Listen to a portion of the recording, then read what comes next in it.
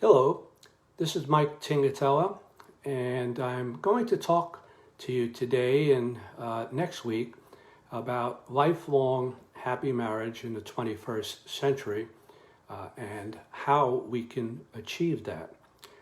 As we all know, divorce is extremely common now. Some studies put it at close to 50%. Back when I was born, which was a long time ago in 1941, the divorce rate was minuscule compared to what it is today. And that wasn't necessarily all good. There were some people trapped in very bad marriages. And so the question is, how can we achieve not only lifelong marriage, but a happy marriage, a godly, honoring one another marriage? If you believe, as I do, that the Bible is God's inspired word, then we should look for what it has to tell us about achieving the state of marriage that we would all like to have. There are a number of verses that I would refer you to in Genesis chapter 2, verses 23 to 25. Also, the book of Ephesians gives us a very detailed set of instructions from the Apostle Paul in chapter 5, 21 to 33. And the cornerstone of a happy marriage is love. And 1 Corinthians chapter 13 is devoted to that and how to achieve it. And so what do these verses collectively tell us? They tell us that God, in fact, has given us instructions, has given us the answer. The recognition that we were given to each other by God, and that we are to come together, abandoning our separate identities and coming together as what the Bible calls one flesh. It is no longer me and you, it is only us. We have a new identity. We are to mutually submit to one another. We are to love and respect one another. Husbands are to assume a servant leadership in the family, similar to the leadership that Jesus himself exhibited as the leader of his church, a servant leadership role, even to the point of self-sacrifice. Husbands are to be spiritual leaders, but it's impossible to follow a parked bus. And so, husbands, it is incumbent upon you to provide that leadership role, to make the foundation of your marriage Jesus Christ, as Christ is the center of his church. We are to be faithful to one another, forsaking all others. We are to make each other the number one priority in this world. And we are to love God through loving one another. That's the Christian perspective. It is a perspective which, if put into the proper context, can in fact serve us well. The number one reason that marriages fail is that expectations are unfulfilled. And ironically, the number one reason why expectations are unfulfilled is that in most cases they are unstated. People do not have the level and the depth of communications on this such an important change in the state of our life that they should have. I had a friend in Tucson who was divorced and who spoke often and with glowing terms about his ex-wife. And I asked once why they divorced, since he obviously thought so highly of her by the way he spoke of her. He said, well, she wanted children and I didn't. And I said, wow, did someone change their mind after marriage? And he said, no, we just never talked about it. Imagine, they never talked about such an important thing. I think it's important to put the need for communications into the proper perspective.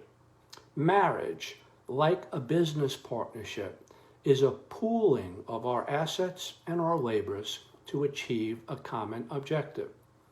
And so we need to be clear about what our common objective is.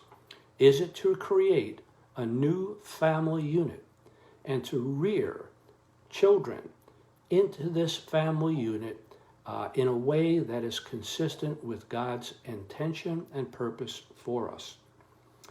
If we take the model of a business partnership, and you form such a partnership, and you go with your partner to a bank for a loan to achieve either some manufacturing basis or some marketing basis for your business, you ask for a loan. The first thing that they will ask for is your business plan. They will want to know if you have thought through what your product is and how it compares with other products already on the market. Will you be marketing it directly yourself to your customers, or will you be going through wholesalers? Who will have the responsibility for the marketing? Who will have responsibility for manufacturing? Whether you will do the manufacturing yourself or through a contract manufacturer. There are any number of questions that will need to be addressed in that business plan. The reason they're asking for this is because they want to know if you have thought through all these critical questions. Well, I would propose to you that it is equally as important that you have a marriage plan. The marriage plan is not like a contract, but it is a framework around which a common understanding of what you each expect of one another is stated and discussed and agreed upon. That plan, just like your business plan, may evolve over time. It may be subject to change, but those changes ought to be mutually agreed upon because they are so fundamental. Communications are the bedrock foundation, and James 1:19 tells us that we need to listen for understanding and not for response, which means we're not so quick to answer a question that may be raised by our spouse. We think about it, we discuss it, we come to a common understanding. And you cannot come to a good understanding if you're already responding before the message even sinks in. Our communications need to be open, they need to be honest, they need to be attentive, they need to be private, sensitive, and intimate. We need to learn when to stop and when to delay, to avoid anger at all costs. Our communications is not, as sometimes a marriage communications turns out to be, a tug of war. It is not two pulling on a single thread in the opposite direction. Remember, we are one flesh, so we need to learn to pull together. Our commitment needs to be for life. It needs to be, I would argue, not just once. Our commitment to one another should happen frequently. My wife and I have been married now for 56 years, coming up on 56 years, and we recommitted ourselves to one another at 35 years, at 50, at 52. We do so frequently. Those three times were fairly formal recommitment, but we need to commit to one another frequently. Even at times where we have had a heated discussion, it's time to get together to touch one another and to recommit to one another. Remember that we should resolve the problems that we have, not quit because of problems. I had some friends at Canyon Ranch, and some of the younger instructors would get married so frequently and divorced so easily. One of them was working on her third marriage, and before I knew it, I found out that they too had failed and had divorced. And I asked, what happened? And she said, well, we have problems. Well, of course you had problems. Didn't you know, I said, that you were going to have problems? You need to resolve your problems because you are committed to one another. You don't stay together because you solve your problems. You solve your problems because you are going to stay together. At some point in time, it's also important after marriage to learn to accept and to accept each other as being flawed people, imperfect people.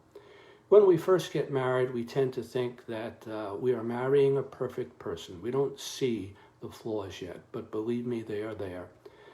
The Apostle Paul told us that none are righteous, and so we need to be prepared to accept our spouse as they are and to recognize that our commitment to them is not dependent upon them being perfect. We need to and want to accept imperfection in our spouse for two reasons. One is, if we do not, our marriage will not be successful. But the second reason is that if we accept our spouse in their imperfection, then they are more likely to accept us in our imperfection. However, being accepted in your imperfection is not a ticket for lifelong dysfunction. That coin, the asset of being accepted, has a flip side to it. In return for being accepted in our imperfection, we need to commit ourselves to lifelong self-improvement.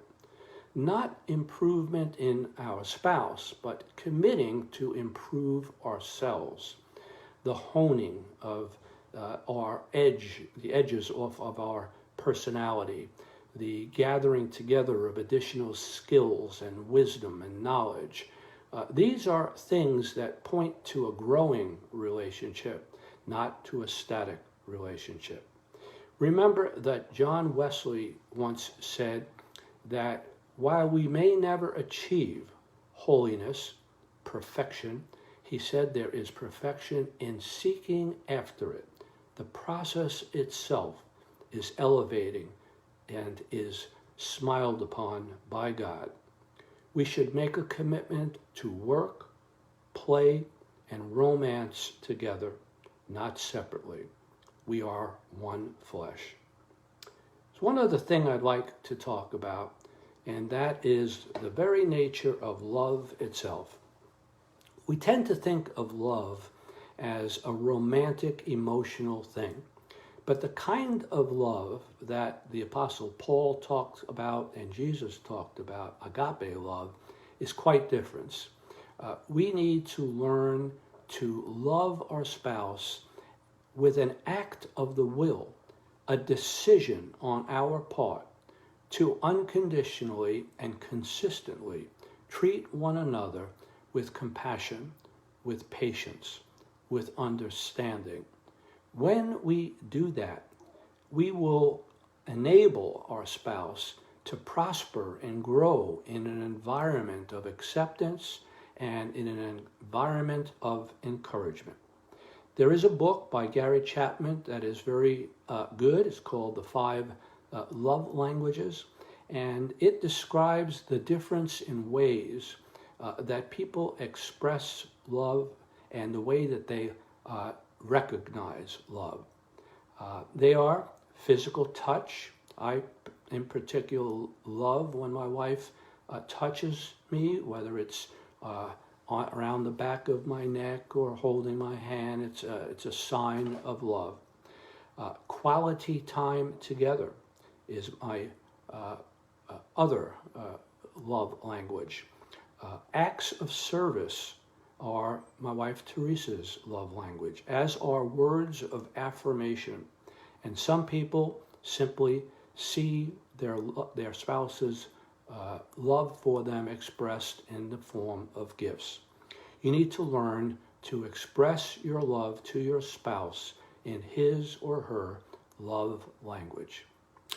We're going to talk some more about a number of other aspects of achieving a lifelong happy marriage, but I think I'm going to stop at this point. We generally try to hold these videos to 15 to 20 minutes at the most. And so I want to encourage you to come back next week as we do part 2.